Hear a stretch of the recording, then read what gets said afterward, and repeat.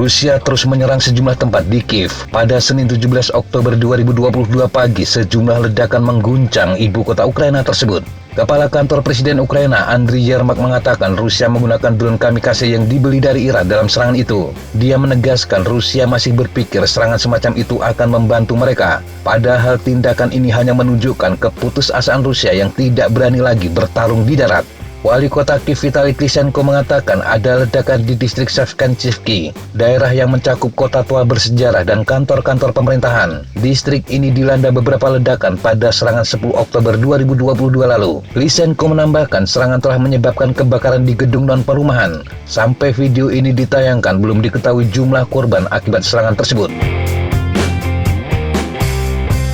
Dalam beberapa hari terakhir, Rusia menggunakan drone kamikaze untuk menyerang target di Kiev. Sebuah fasilitas listrik rusak parah yang memaksa Kiev melakukan pemadaman bergilir dan meminta warga untuk menghemat energi. Drone Geran 2 semakin menjadi andalan Rusia melakukan serangan. Hampir semua pihak meyakini drone tersebut sebenarnya adalah Set 136 yang dibeli dari Iran. Kesamaan ciri drone menunjukkan indikasi kuat tersebut. Tetapi Iran tetap membantah mereka telah memasok senjata itu ke Rusia. Dalam sebuah pernyataan terakhir, Menteri Luar Negeri Iran Hussein Amir Abdullah menekankan Iran tidak akan menyediakan senjata apapun untuk digunakan dalam perang di Ukraina. Sementara itu, 2 orang bersenjata mengamuk dengan melepaskan tembakan ke tempat pelatihan militer Rusia di dekat Ukraina. Insiden ini menewaskan sedikitnya 11 orang dan melukai 15 lainnya. Kementerian Pertahanan Rusia mengatakan serangan terjadi pada Minggu 16 Oktober 2022 di wilayah Belgorod Barat Daya yang berbatasan dengan Ukraina. Dilaporkan 2 penyerang adalah warga negara dari bekas Republik Soviet yang tidak disebutkan namanya. Mereka menembaki tentara sukarelawan selama latihan sasaran dan terbunuh oleh tembakan balasan. Namun laporan lain menyebutkan pelaku meninggal karena bunuh diri.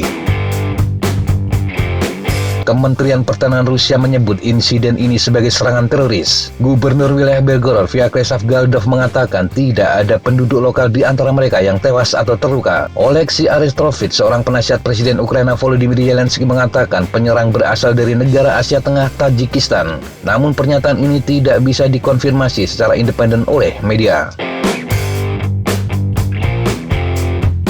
Sementara itu, pertempuran di wilayah Ukraina yang diduduki Rusia terus berlangsung dengan masing-masing pihak mengklaim keberhasilan. Rusia mengatakan pasukannya telah memerangi pasukan Ukraina yang mendekat hingga terhenti di selatan negara itu dan menimbulkan kerugian yang signifikan. Kementerian Pertahanan Rusia mengatakan pasukannya mempertahankan posisi mereka selama pertempuran sengit di wilayah Kherson, dan pasukan Ukraina juga menjadi sasaran di wilayah timur Donetsk.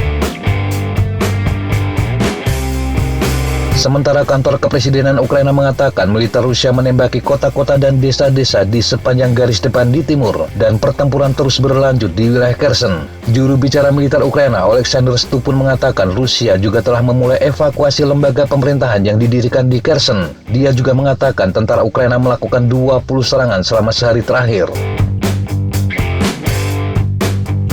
Namun Ukraina juga mengakui mengalami situasi yang sangat sulit untuk mempertahankan kota Bakhmut di Donetsk. Presiden Volodymyr Zelensky mengatakan pertempuran berkecamuk di daerah tersebut. Pasukan Ukraina masih menguasai bagian utara dan barat kota, sementara pasukan Rusia menekan ke timur dan selatan Bakhmut mengandalkan pangkalan mereka di kota Donetsk yang berjarak 100 km dari Bakhmut. Ukraina dilaporkan juga melakukan serangan roket ke kota Donetsk yang mengakibatkan gedung pemerintahan di wilayah tersebut rusak.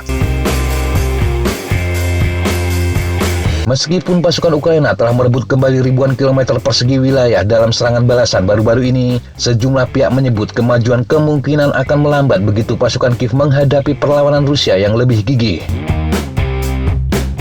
Namun pasukan Rusia tetap akan menghadapi masalah. Juru bicara distrik militer selatan Ukraina Natalia Hemenuk mengatakan pasukan Rusia menderita kekurangan peralatan yang parah termasuk amunisi. Ini karena jembatan Kerch yang rusak belum bisa berfungsi sepenuhnya. Bahkan Rusia mengakui perbaikan baru akan selesai pada Juli 2023 mendatang. Kondisi ini diperberat dengan cuaca buruk di laut hingga pelayaran feri dari Rusia ke Crimea juga terganggu. Menurut Hemenuk, hampir 75% pasukan militer Rusia di Ukraina Selatan melewati jembatan tersebut.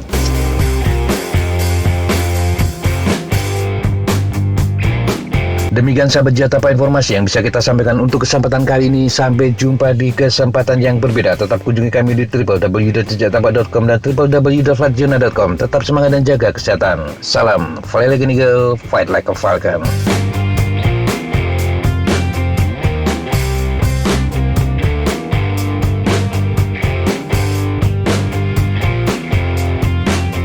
Looks like that's all I'm going to take today.